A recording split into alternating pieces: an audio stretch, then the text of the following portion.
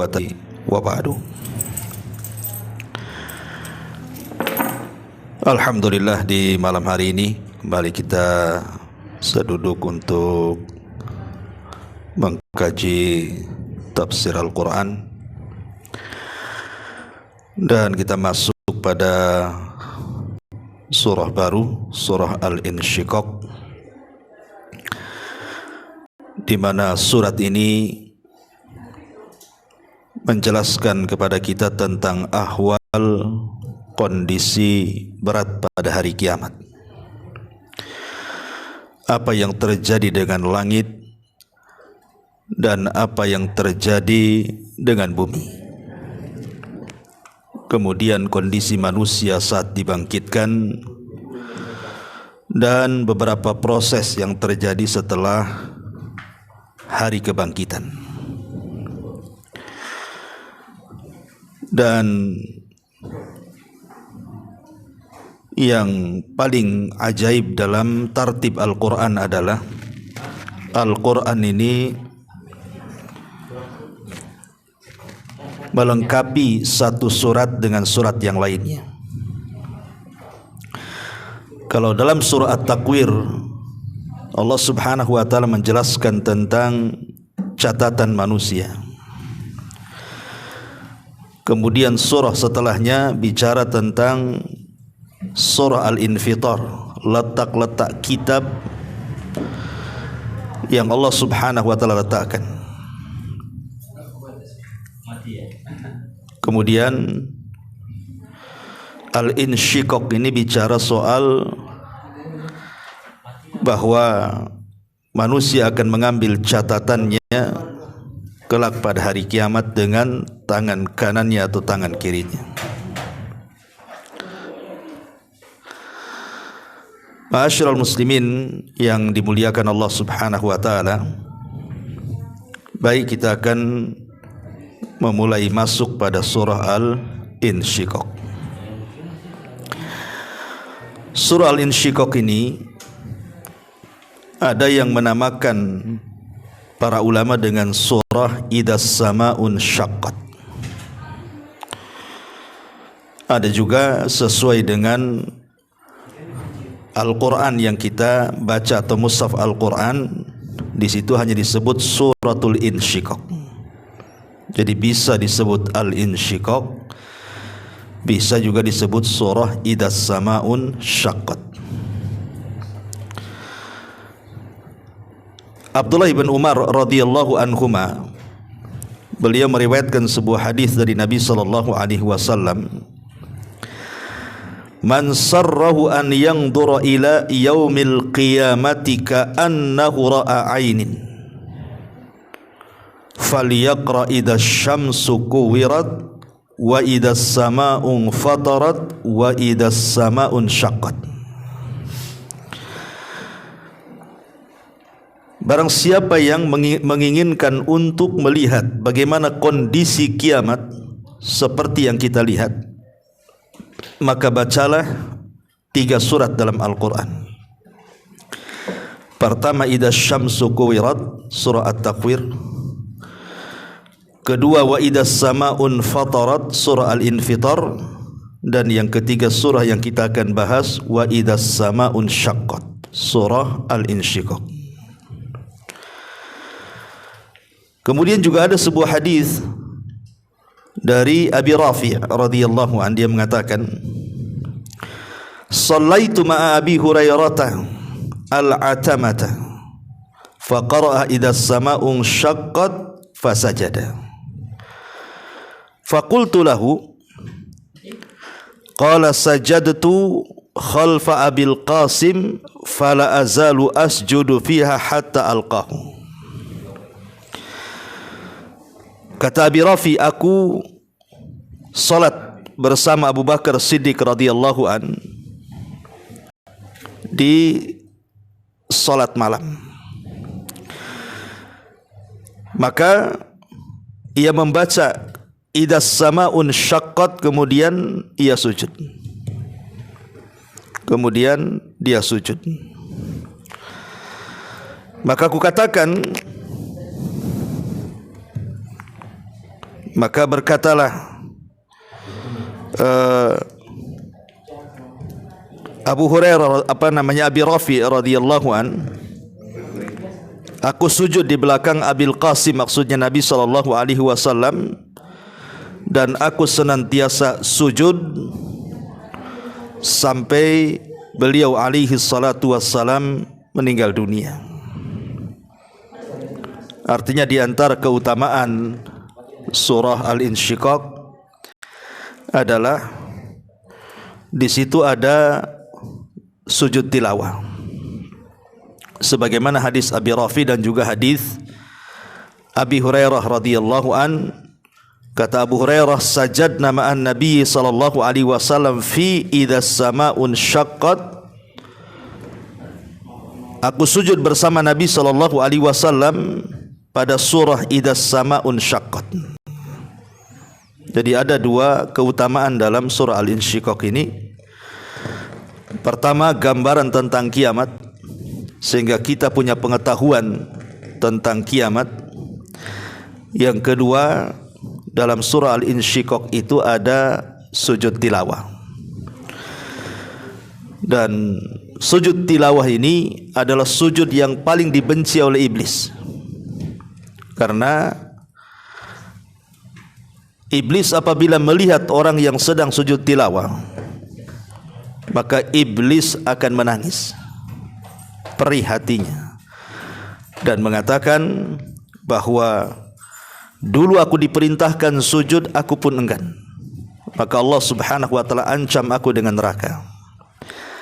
Tapi ketika hamba yang sujud tilawah itu diperintahkan sujud, dia pun sujud. Maka Allah subhanahu wa ta'ala hadiahkan surga bagi dia.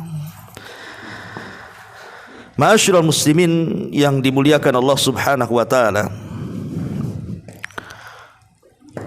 surah Al-Insyiqaq sendiri secara garis besar tadi saya sudah katakan lebih banyak bicara tentang hal ihwal hari kiamat.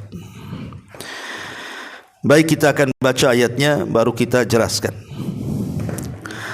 A'udzubillahi minasyaitonir rajim. Bismillahirrahmanirrahim. Idzas samaa'un syaqqat wa adzinat li rabbiha wa huqqat wa idzal ardu muddat wa alqat ma fiha wa takhallat wa adzinat li rabbiha wa huqqat. Apabila langit terbelah dan patuh kepada Rabbnya, dan sudah semestinya langit itu patuh kepada Rabbnya, dan apabila bumi diratakan dan memuntahkan apa yang ada di dalamnya serta mengosongkannya, dan bumi sangat patuh kepada Rabbnya, dan sudah semestinya bumi itu patuh kepada Rabbnya. Ma'asyiral muslimin wal muslimat rahimani wa rahimakumullah. Sedikit kita bicara muqaddimah sebelum kita masuk pada ayatnya. Bicara tentang hari kiamat artinya kita bicara tentang arkanul iman, rukun daripada rukun-rukun iman. Karena di antara rukun iman yang 6 itu salah satunya adalah beriman dengan hari akhir. Dan beriman dengan hari akhir itu memiliki 5 rukun. Pertama, beriman dengan kematian. Yang kedua, beriman dengan alam kubur. Yang ketiga, beriman dengan hari kebangkitan. Yang keempat, beriman tentang adanya hisab perhitungan. Dan yang terakhir, beriman dengan balasan. Ada sorga, ada neraka. Itu disebut arkan al-iman bil yaumil akhir, rukun beriman dengan hari akhir. Dan 5-5-nya harus diimani, tidak boleh tidak. Matikan aja, kan sudah ada ini. Ini cuma naruh ini aja.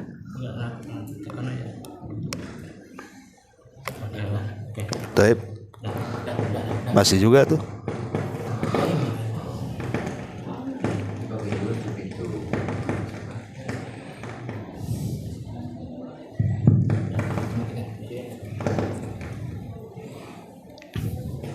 Iya. Tes 1 dicoba. Oke. Iya.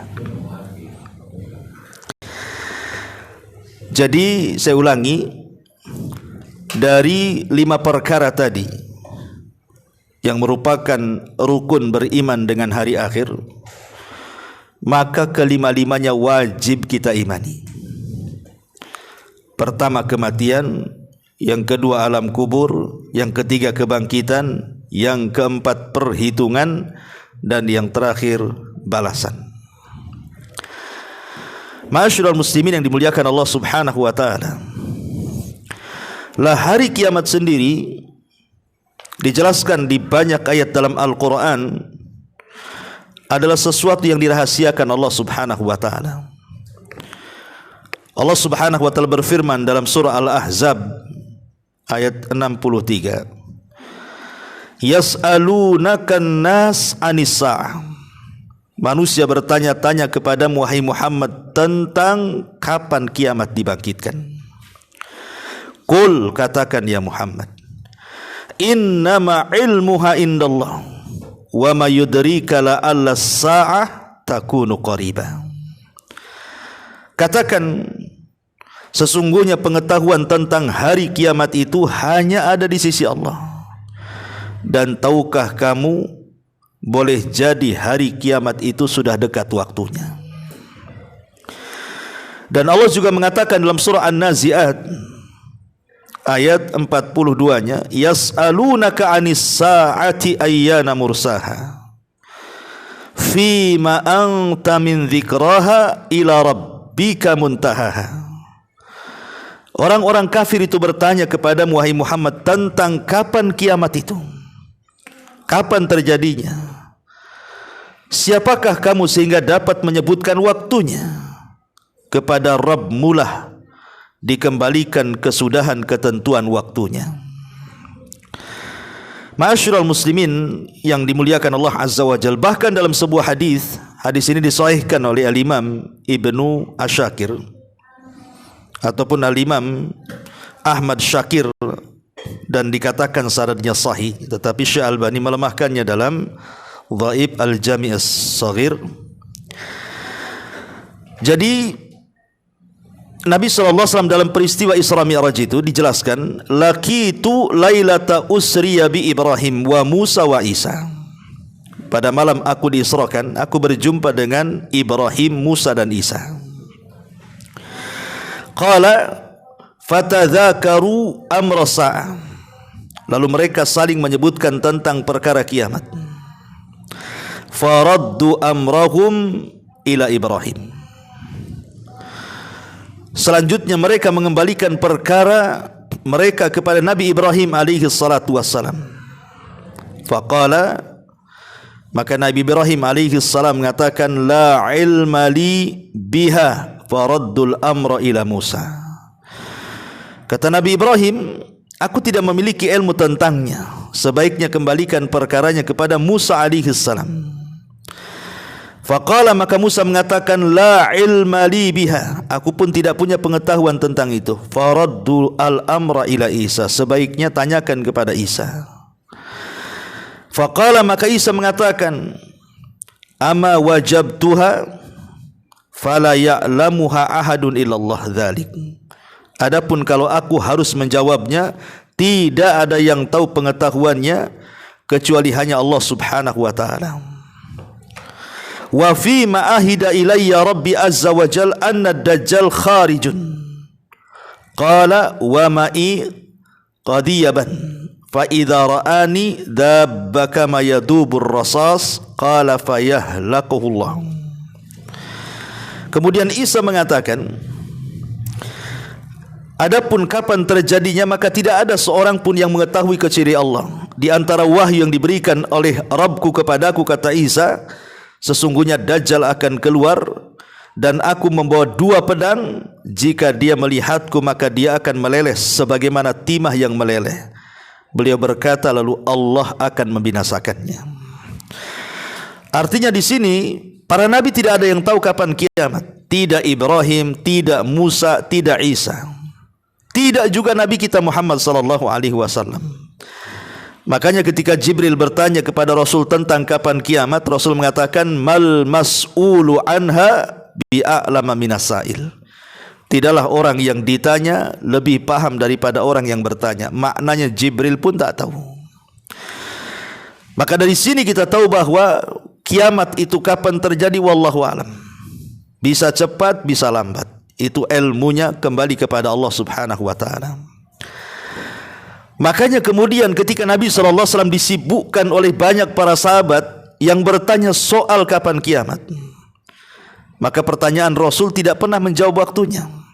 Nabi SAW hanya kemudian membalik pertanyaan dan mengatakan wa ma'a'dadta laha. Apa yang kau siapkan tentang kiamat itu? Artinya tidak perlu kita ini heboh tentang waktu kiamat kapan. Sebagaimana hebohnya akhir-akhir ini setelah meledak perang Palestina, bahwa kalau Palestina merdeka, kiamat sudah dekat. Tidak ada yang tahu, bisa dekat, bisa jauh, bisa cepat, bisa lambat. Itu Allah yang berkehendak. Karena di antara keadilan Allah Subhanahu wa taala, namanya kiamat itu kan diiringi dengan tanda-tanda. Ada tanda-tanda kecil yang setiap hari kita bisa saksikan, dan ada tanda-tanda besar, dan itu belum ada satupun yang muncul. Karena muqaddimah tanda-tanda kiamat besar itu dimulai dari munculnya Al-Mahdil Muntadhar, Imam Mahdi. Itu muqaddimahnya. Dan alamat yang pertama muncul adalah khurujud Dajjal, munculnya Dajjal. Kemudian sekarang diprediksi, ada yang mengatakan bahwa Al-Mahdi sudah ada di tengah-tengah kaum muslimin di Gaza katanya. Mahdi yang mana? Ya. Imam Mahdi itu tidak sekonyong-konyong kemudian ada di Gaza, tidak. Ada proses menjadi Al-Mahdi itu. Di antaranya dia harus dibaiat, terjadi pembaiatan di antara rukun di sekitar Ka'bah dulu kan. Kemudian ada penyerangan dari Syam dengan membawa bendera hitam, kemudian oleh Allah Azza wa Jal digempakan di Baida antara Mekah dan Madinah, kemudian mereka diperosokkan ke dalam bumi.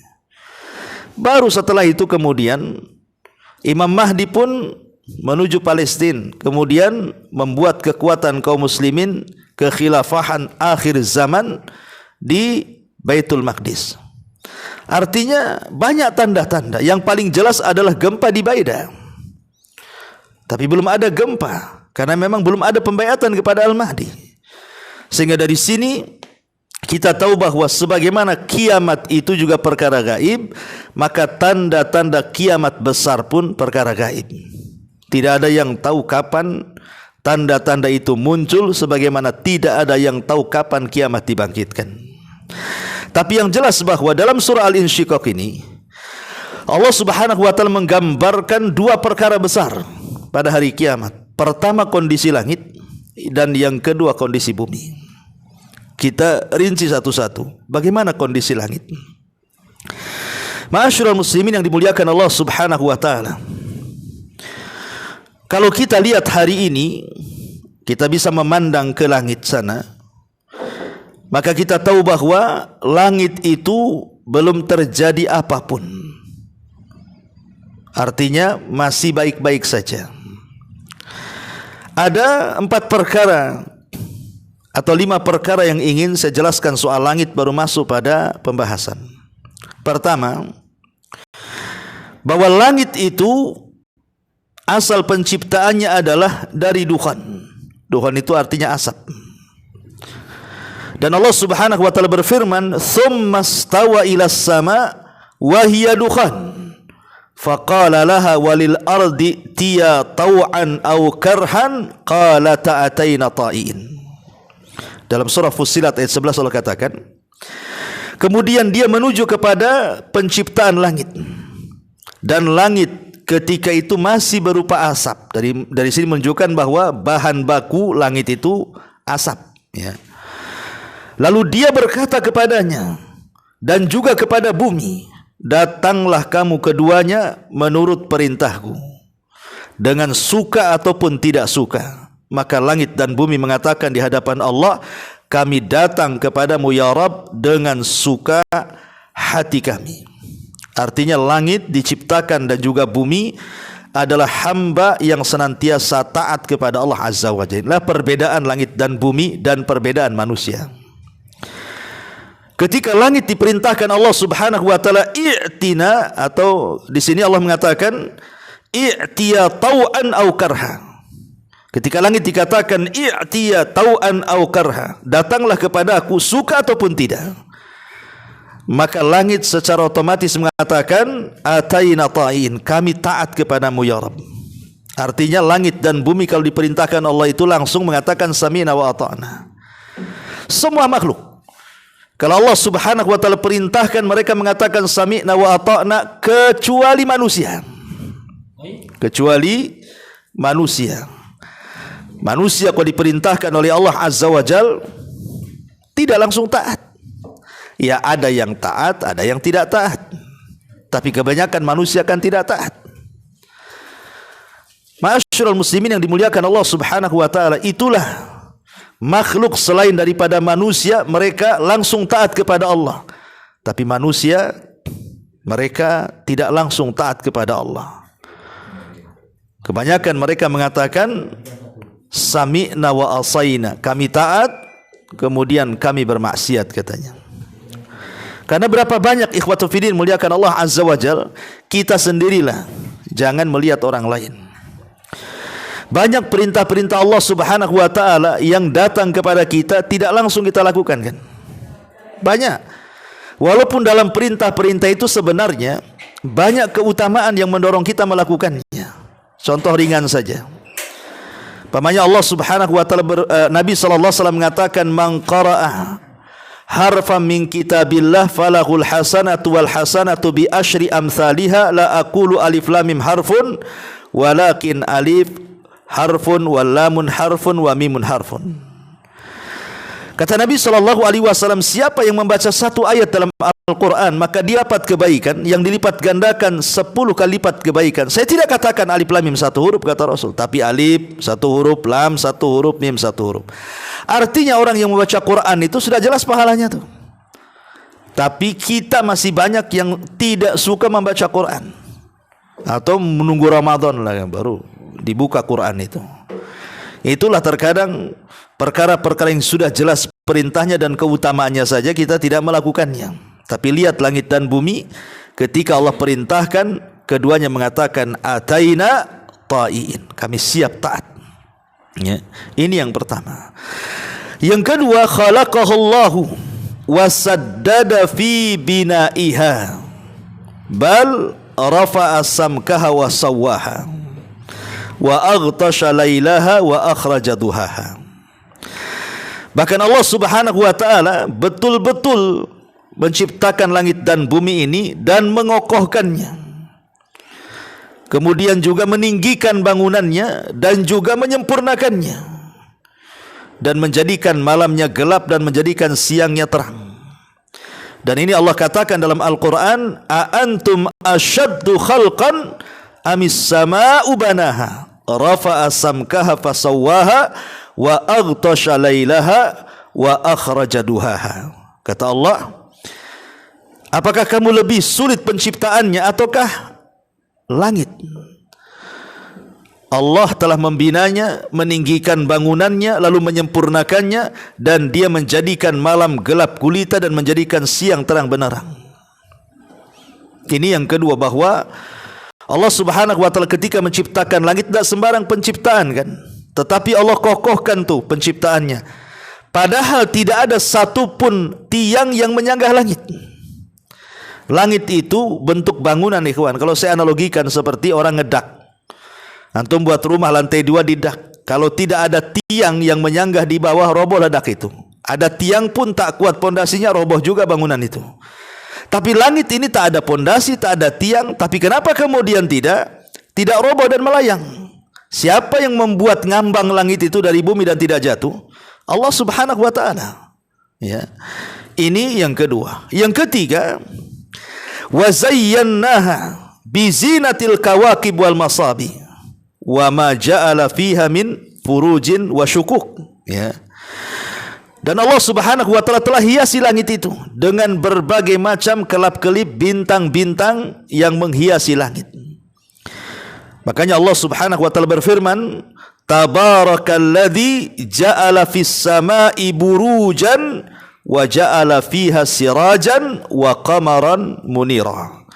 Maha suci Allah yang menjadikan di langit gugusan-gugusan bintang, dan dia menjadikan juga padanya matahari dan juga bulan yang bersinar.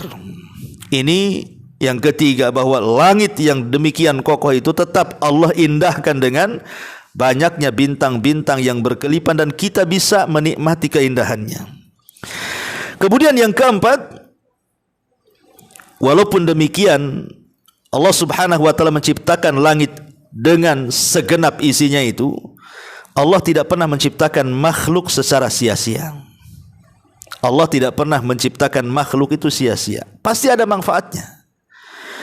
Makanya Allah Subhanahu wa taala mengatakan dalam surah Shad ayat 27 itu, "Wa ma khalaqnas samaa'a wal arda wa ma bainahuma batilan. Dzalika dhanna alladziina kafaru fawailul lil ladziina kafaru minan nar." Dan kami tidak menciptakan langit dan bumi dan apa yang ada di antara keduanya dengan sia-sia. Karena itu anggapan orang-orang kafir, maka celakalah orang-orang kafir itu karena mereka akan masuk neraka. Dan dalam ayat yang lain Allah mengatakan, "Wa ma khalaqnas samaa'a wal arda wa ma bainahuma la'ibin." Allah tidak menciptakan langit dan bumi itu dan apa yang ada dari keduanya la'ibin, main-main, tidak. Allah itu ketika menciptakan makhluk pasti ada hikmahnya, pasti ada kebaikannya. Tidak mungkin Allah sia-sia menciptakan makhluknya. Ma'asyiral muslimin yang dimuliakan Allah Azza wa Jalla, lah di antara Allah tidak sia-siakan penciptaan adalah karena langit juga ada manfaatnya untuk manusia.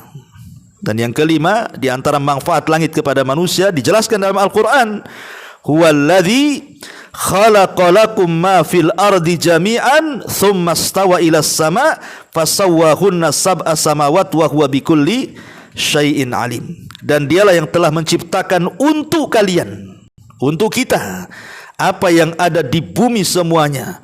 Kemudian Allah Subhanahu wa taala beristiwa ke langit dan menyempurnakannya menjadi 7 lapis.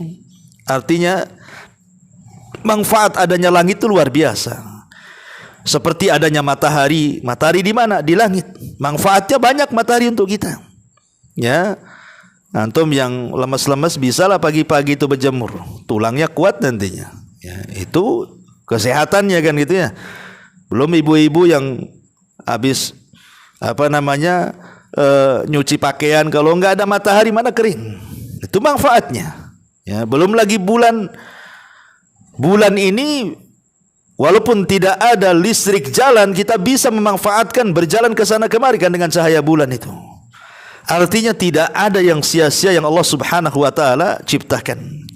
Lah langit yang demikian luar biasa yang Allah Subhanahu wa taala ciptakan, bagaimana kondisinya nanti pada hari kiamat? Ada beberapa kondisi yang disebutkan dalam Al-Qur'an tentang kondisi langit pada hari kiamat. Yang pertama, bahwa kelak pada hari kiamat langit akan diguncangkan.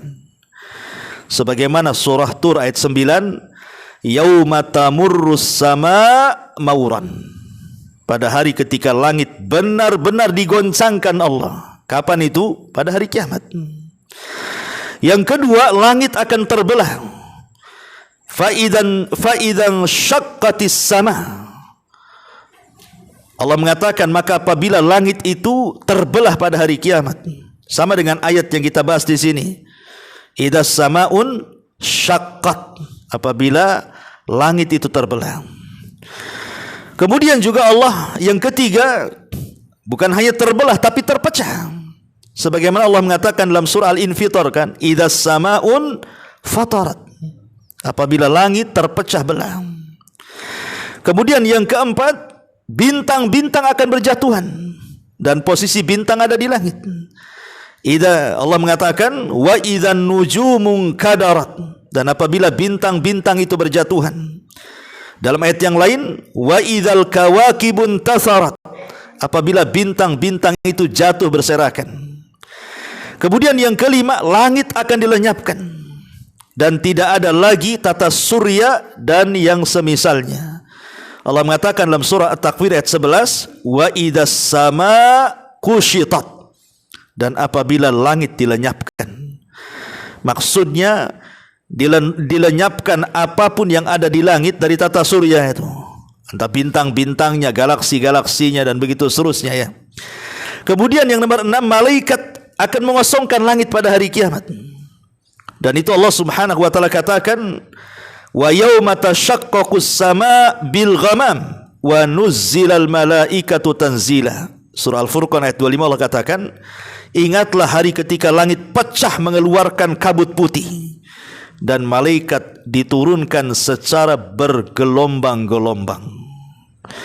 Kemudian yang nomor 7, setelah malaikat sudah tidak ada di langit lagi, apa yang terjadi? Mempengaruhi langit, karena selama ini yang menjaga langit itu siapa? Malaikat. Kalau sudah tidak ada malaikat dalam langit, masalah langit itu. Makanya kemudian ketika malaikat mengosongkan langit, terjadilah banyak cahaya macam-macam. Allah Subhanahu wa taala mengatakan, fakanat wardatan kaddihan. Sebelumnya Allah mengatakan, fa idzan syaqqatis sama fakanat wardatan kaddihan.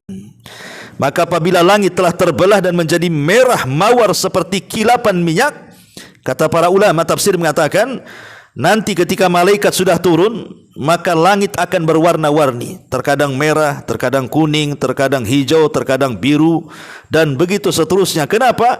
Karena kondisinya sangat luar biasa yang ada di langit itu. Sebagaimana Allah mengatakan, yauma takunus sama kal muhli, pada hari ketika langit seperti luluhan perak, kata Allah.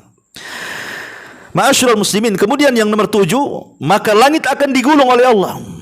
Sebagaimana Allah mengatakan dalam surah At-Takwir ayat 1 sampai 3 itu, idas samsu kuwirat, matahari akan digulung, wa idan nujumun kadarat, dan bintang-bintang akan berjatuhan. Dan bukan hanya matahari digulung, langit-langit pun digulung. Bahkan akan dilenyapkan oleh Allah Azza wa Jalla. Allah mengatakan dalam surah Al-Anbiya ayat 104, yauma natwis sama qatayis sijili lil kutub, ingatlah pada hari langit kami gulung seperti menggulung lembaran-lembaran kertas. Dan Allah mengatakan, wa idas sama ungkusyitat, dan apabila langit dilenyapkan. Dan Allah yang terakhir, langit akan diganti dengan langit yang lainnya. Allah mengatakan, yauma tubaddalul ardu ghairal ardi was samawat, pada hari di mana bumi dan langit akan diganti. Kata Hasan Al-Basri rahimahullahu taala, maksudnya tabaddulus sama ghaira hadhihi sama.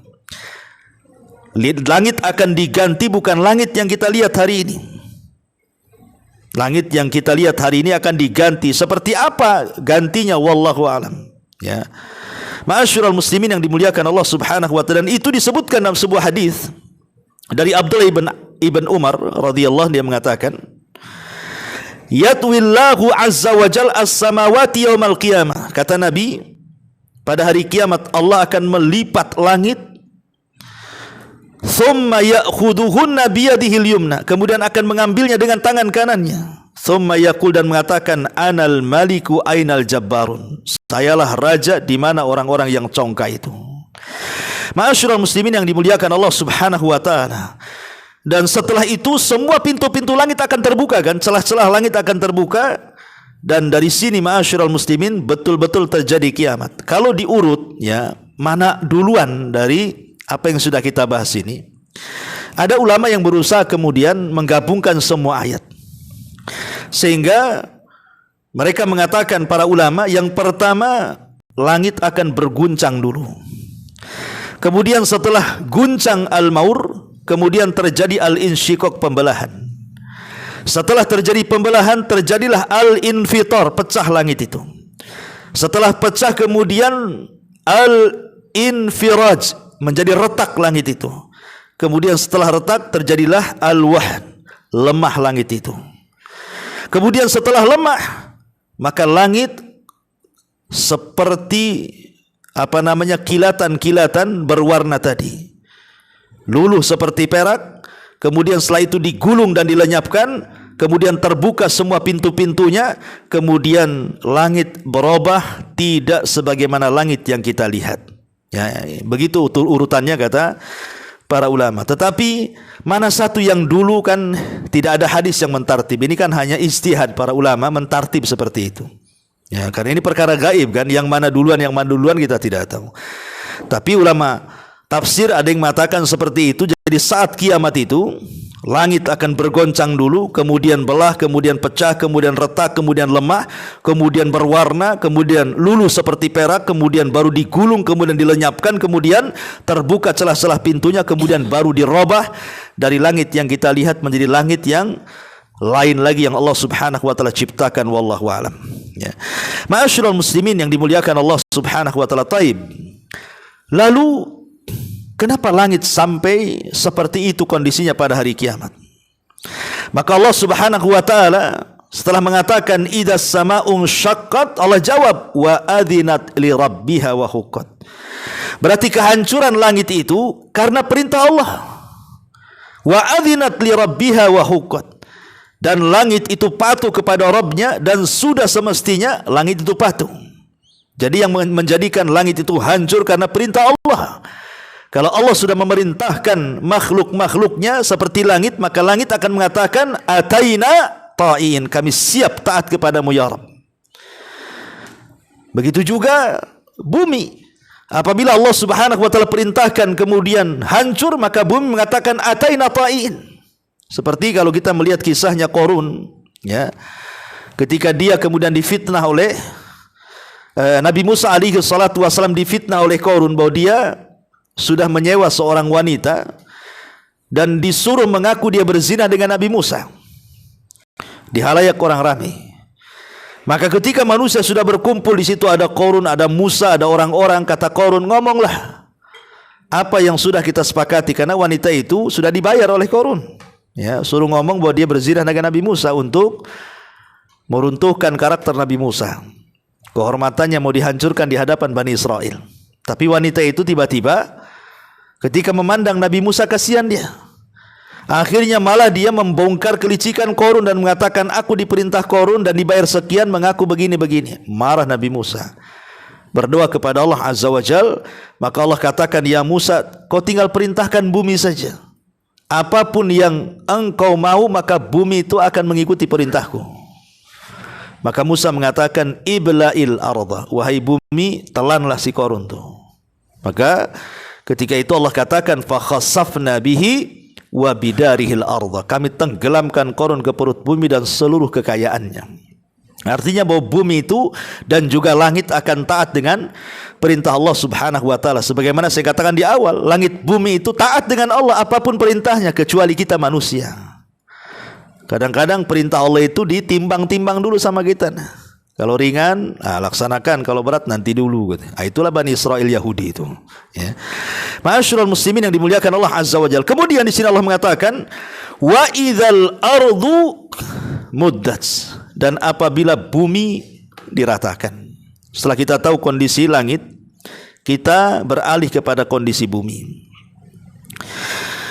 Ma'asyiral muslimin yang dimuliakan Allah Subhanahu wa taala, bicara tentang kondisi bumi. Bumi yang kita lihat hari ini luar biasa kan. Kita bisa lihat di bumi ini macam-macam makhluk Allah Subhanahu wa taala yang ada di bumi ini. Ya, ada jalan, kalau kita jalan-jalan di bumi kan ada yang rata, ada yang nanjak, ada yang nurun, ada lembahnya, ada bukitnya, ada gunungnya, ada sungainya, ada lautnya, ada hutannya, macam-macam lah di bumi ini. Kita bisa lihat gitu ya. Belum lagi kalau kita melihat di keramaian gitu ya, ada bangunannya, ya, ada istananya, ada rumah-rumah cantiknya, dan banyak sekali, ya, termasuk juga makhluk-makhluk yang lain, termasuk kita juga ada di sini. Lah, nanti pada hari kiamat Allah Subhanahu wa taala katakan di sini bahwa akan terjadi kehancuran hebat, dan itu karena perintah Allah Azza wa Jalla. Kita mulai daripada gunung, karena gunung itu makhluk yang paling kuat yang ada di bumi. Jadi tidak ada makhluk yang paling kuat di bumi melebihi gunung. Karena sebab gunung itulah bumi menjadi stabil. Kita bisa berjalan dengan stabil, tidak oyong, tidak goyang, tidak jatuh. Kemanapun kita berjalan seimbang, itu kan ada gunung. Gunung itu yang menjadi pasak bumi itu. Makanya bumi itu menjadi diam gara-gara gunung. Tapi nanti pada hari kiamat Allah mengatakan wa bussatil jibalu bassa fakanat haba'an mumbatha. Dan gunung-gunung dihancurkan menjadi luluh lantak, maka jadilah ia debu yang berterbangan. Dan Allah juga katakan dalam surah Fussilat ayat 10, wa idzal jibalu nusifat. Dan apabila gunung-gunung itu dihancurkan menjadi debu. Dan Allah juga katakan dalam surah Al-Qari'ah, wa takunul jibalu kal'ihnil manfush. Dan gunung-gunung seperti bulu-bulu yang dihambur-hamburkan angin. Dan Allah juga katakan dalam surah Al-Kahfi ayat 47, wa yauma nusayyirul jibalu wa taral arda barizatan wa hasyarnahum falam nughadira minhum ahada. Dan ingatlah hari ketika itu kami memperjalankan gunung-gunung dan kamu akan dapat melihat bumi ini datar dan kamu kumpulkan seluruh manusia dan tidaklah kami tinggalkan seorang pun dari mereka. Bahkan Allah membuat sebuah pertanyaan, yas'alunaka 'anil jibal. Mereka bertanya kepadamu wahai Muhammad tentang gunung-gunung itu. Apa jawabannya? Faqul, kata Allah, katakan ya Muhammad, yansifuha rabbi nasfa. Tuhanku akan menghancurkannya di hari kiamat sehancur-hancurnya. Fayadharuha qa'an saf-safan la tara fiha iwajan wala amta. Maka dia akan menjadi, maksudnya Allah akan menjadikan bekas gunung-gunung itu datar sama sekali, tidak ada sedikit pun yang kau lihat padanya tempat yang rendah ataupun tempat yang tinggi. Maknanya diratakan semuanya. Ya, jadi nanti gunung itu akan pertama dicabut dulu dari pasaknya. Kemudian setelah dicabut digeser, kemudian setelah digeser diterbangkan, kemudian setelah diterbangkan diadu-adukan gunung satu dengan yang lainnya, kemudian setelah jadi debu, barulah kemudian dibalikkan debu itu ke bumi. Itulah seperti kapas yang berhamburan. Kalau seandainya gunung ini yang beratnya luar biasa, tidak ada yang bisa mengangkat gunung. Siapa yang bisa mengangkat gunung? Tidak ada yang bisa mengangkat gunung. Mengorek gunung aja harus pakai alat berat. Tapi nanti pada hari kiamat Allah jadikan gunung itu seperti kapas, mudah saja diangkat oleh Allah, kemudian dihancur-hancurkan di langit. Ma'asyiral muslimin yang dimuliakan Allah Azza wa Jalla. Lah kita tahu bahwa di dalam ayat yang lain Allah mengatakan kalla idza dzukkatil ardu dzakkan dzakka. Sekali-kali jangan seperti itu apabila bumi itu digempakan dengan gempa yang dahsyat. Kenapa terjadi gempa coba? Saya katakan tadi karena tidak ada gunung lagi. Selama masih ada gunung maka tidak akan terjadi gempa. Makanya kalau ada masalah dengan gunung pasti ada gempa tuh. Kalau ada masalah lempengan-lempengan di bawah bumi itu karena geser ya kan, itu pasti ada masalah. Walaupun sebenarnya musibah yang terjadi itu bukan disebabkan lempengan yang bergeser, tidak, karena maksiat kita kepada Allah sebenarnya. Makanya perintahkan lempengan itu bergeser kan begitu. Ya kan semua ada sebabnya. Tak mungkin Allah langsung geserkan kalau tidak ada sebabnya. Makanya Umar radhiyallahu mengatakan kepada para sahabat ketika terjadi gempa itu, kalau sampai ada gempa 2 kali, jangan sampai aku hidup satu atap dengan kalian. Berarti kalian banyak maksiat tuh. Nah, ini terjadi kepada gunung.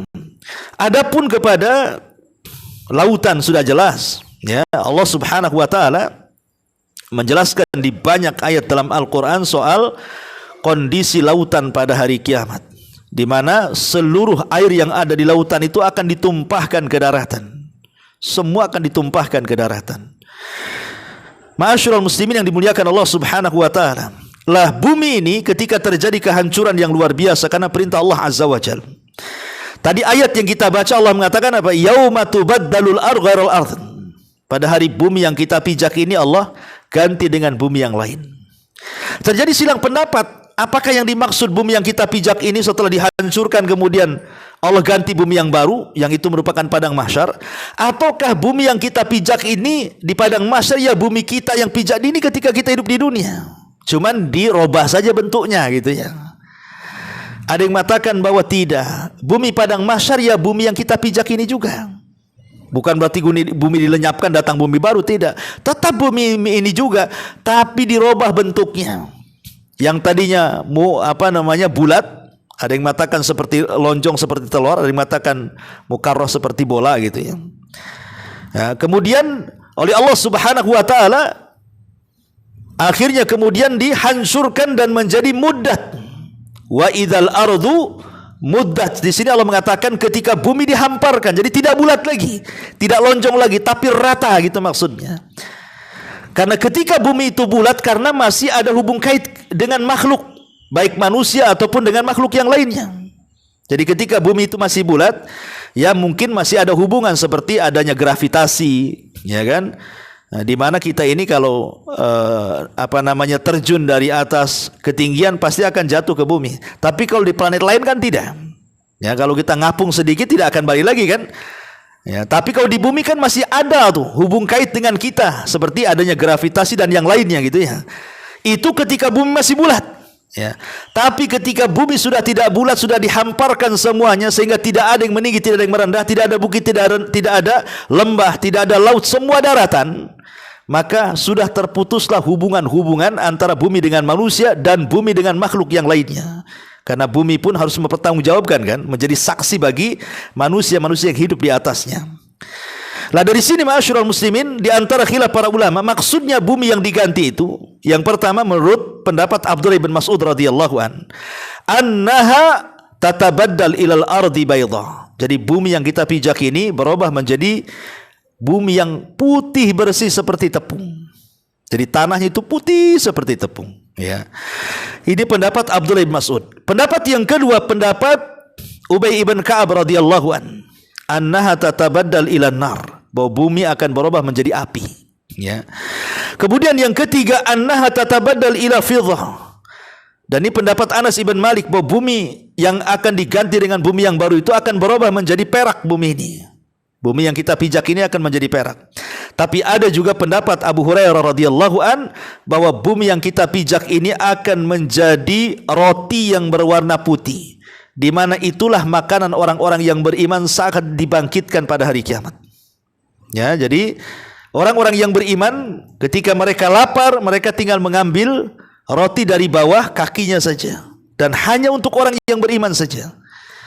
Ya, mereka meminum dari telaga Rasul dan mereka tidak akan haus selamanya. Adapun mereka kalau lapar, mereka tinggal makan yang ada di bawah kakinya saja. Dan ini berdasarkan pendapat Abu Hurairah radhiyallahu an, pendapat Sa'id bin Zubair, dan inilah wallahu alam ya pendapat yang mencocoki dalil, karena ada hadis dari Abi Sa'id Al-Khudri radhiyallahu an tentang bumi ini akan dirubah bagi orang-orang yang beriman seperti tepung, dan itu adalah makanannya orang-orang yang beriman, wallahu alam, ya. Ma'asyiral muslimin yang dimuliakan Allah Subhanahu wa taala. Maka di sini Allah Subhanahu wa taala katakan wa idzal ardu muddat. Dan apabila bumi itu diratakan, artinya dirubah bentuknya. Wa alqat ma fiha wa takhallat.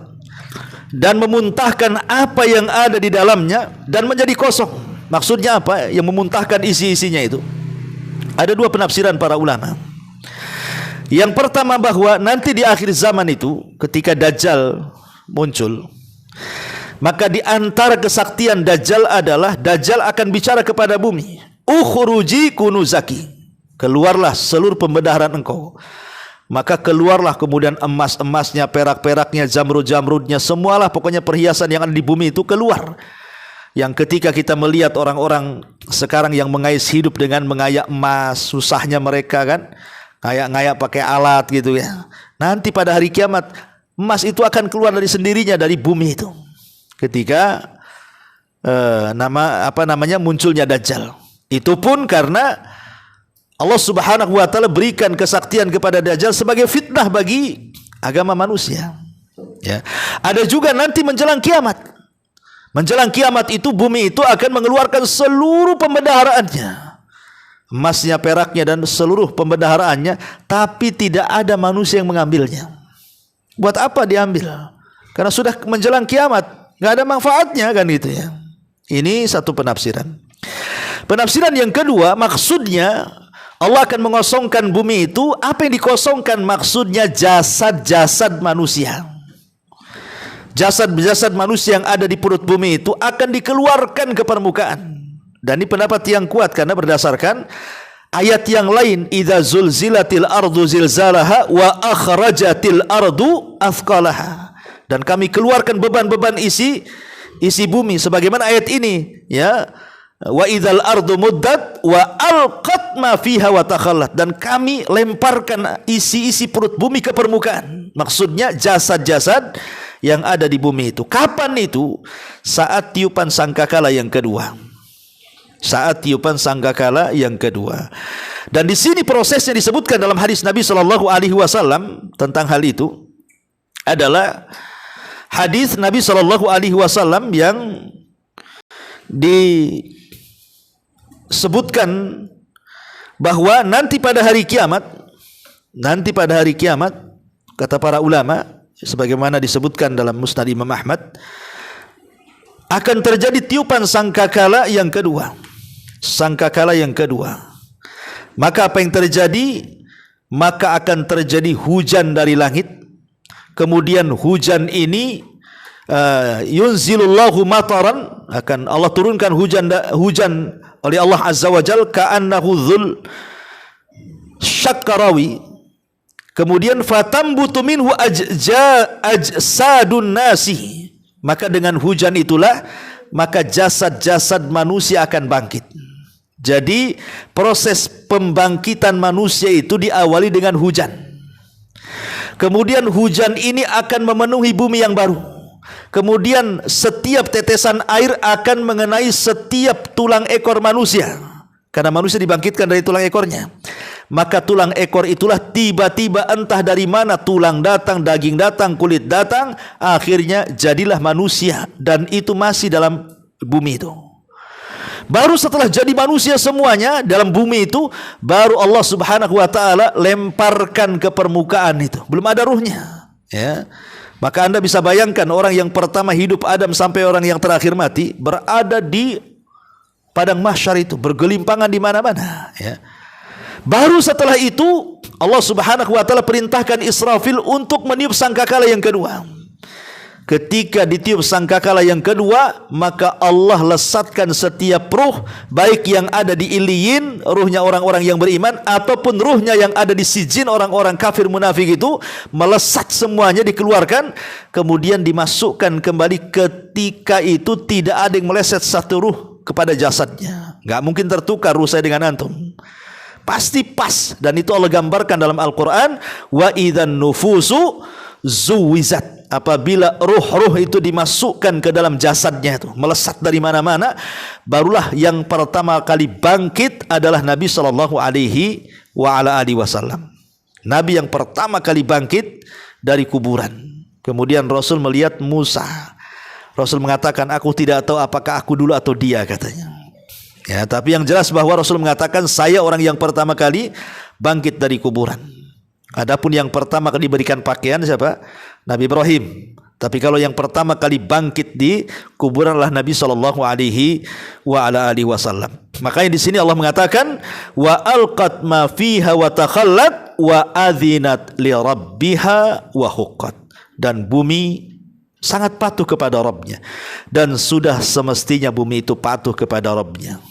Taib, ma'asyiral muslimin yang dimuliakan Allah Azza wa Jalla, baru setelah kebangkitan itulah maka ada proses namanya hisab. Ya tentu ini nanti akan sampai juga pembahasannya pada ayat-ayat yang setelahnya. Wallahu a'lam bishawab. Mungkin 5 ayat dulu aja untuk pertemuan kali ini. Taib, sampai di sini. Kalau ada yang bertanya juga silahkan kita buat tanya jawab.